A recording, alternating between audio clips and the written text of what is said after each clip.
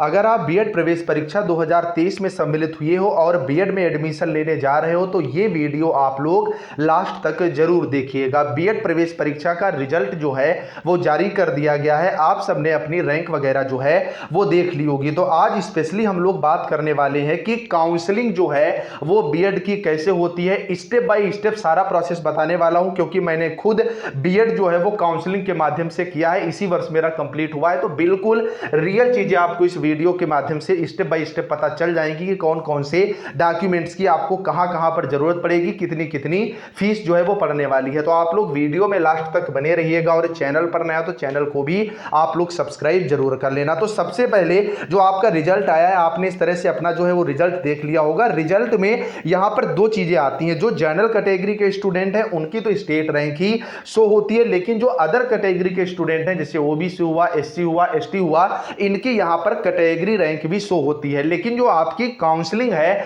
वो आपकी state rank से ही करवाई जाती है। मतलब जो काउंसलिंग का शेड्यूल आएगा उसमें जो रैंक आपकी डिवाइड की जाती है, first round, second round, third round या फोर्थ राउंड या पूल काउंसलिंग और डायरेक्ट एडमिशन के लिए, तो आपको स्टेट रैंक से ही जो है वो यहां पर मतलब रखना पड़ता है। तो सबसे पहली बात ये निकल करके आती है कि सर जब काउंसलिंग हमारी शुरू होगी तो काउंसलिंग में क्या हमें सारे डॉक्यूमेंट्स की जरूरत पड़ेगी? तो ऐसा कुछ भी नहीं है। जब आपकी काउंसलिंग शुरू होगी तो आपने जो आवेदन अपना भरा था वो आवेदन पत्र, स्कोर कार्ड और एडमिट कार्ड, ये तीन चीजें आपके पास हैं, तो आप पूरी तरह से काउंसलिंग के लिए एलिजिबल हो जाते हो। जैसे ही काउंसलिंग आपकी स्टार्ट होती है तो अभी तक 750 रुपए आपकी रजिस्ट्रेशन शुल्क पड़ती थी और 5000 रुपए आपको एडवांस फीस के रूप में कटवाना पड़ता है। और ये जो 5000 रुपया आपका है, ये जब आप अगली फीस कटवाओगे वो आपकी 46,250 रुपए कटती है। जो आपका 5000 रुपया है ये आपका फीस में इंक्लूड हो जाता है, 750 रुपए जो है ये आपका फीस में इंक्लूड नहीं होता है। तो पहली ये दो बात आप अच्छी से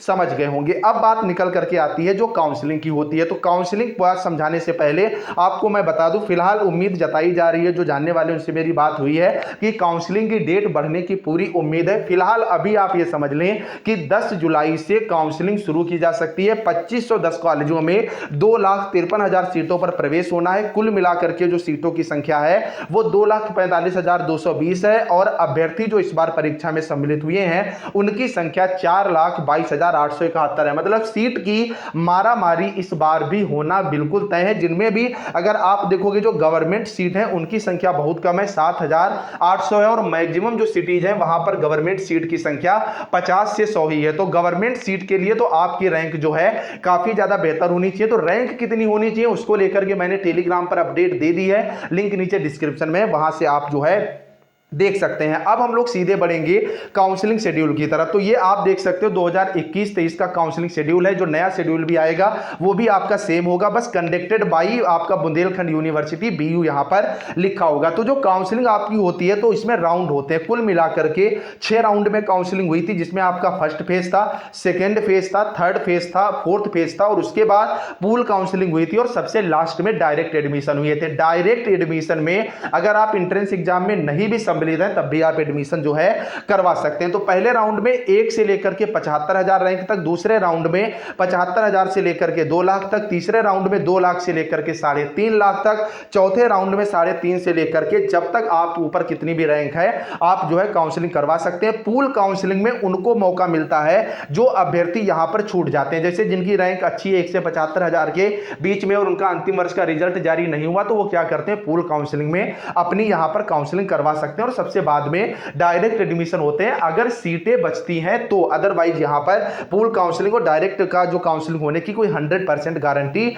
नहीं है। तो यहां पर सबसे पहले आप रजिस्ट्रेशन करवाओगे, 750 रुपए आपकी फीस जो है वो कट जाएगी। उसके बाद आप रजिस्ट्रेशन जो है करवा सकते हो यहां तक, देन आपको चॉइस फिलिंग का ऑप्शन मिलेगा। चॉइस फिलिंग आप तभी कर सकोगे जब आप 5,000 रुपए की जो है वो फीस यहां पर कटवा दोगे। यहां पर अगर आप देखोगे तो चॉइस फिलिंग से लेकर के रजिस्ट्रेशन तक तक लगभग आपको एक सप्ताह का मतलब 8 दिन का समय जो है वो मिल जाता है। उसके बाद आपकी सीट जो है वो अलॉट हो जाएगी, जो कि आपको शो हो जाएगा। आप कॉलेज चॉइस कितनी भी फिल कर सकते हो, इस पर मैं अलग से फिलहाल आपको अपडेट प्रोवाइड करूंगा, या एक मेरी प्लेलिस्ट बनी हुई है, आप लोग अभी जाइएगा बीएड एडमिशन प्रोसेस के नाम से, उसमें आपका अगर एडमिशन कराने जा रहे हो ना तो उस प्लेलिस्ट को एक बार जरूर देख लेना। इतने इंपॉर्टेंट उसमें वीडियो पड़े हैं कैसे बीएड से संबंधित, जैसे मैंने एक एक खर्चा अपना दिखाया है कि मेरा 1,30,000 बीएड में खर्चा कैसे आया है, तो आप उसमें अच्छे तरीके से ये चीजें देख सकते हो। उसके बाद आपकी सीट अलॉट हो जाएगी और उसके बाद सीट कंफर्मेशन और आपको फी पेमेंट करना होता है, जो 46,250 रुपए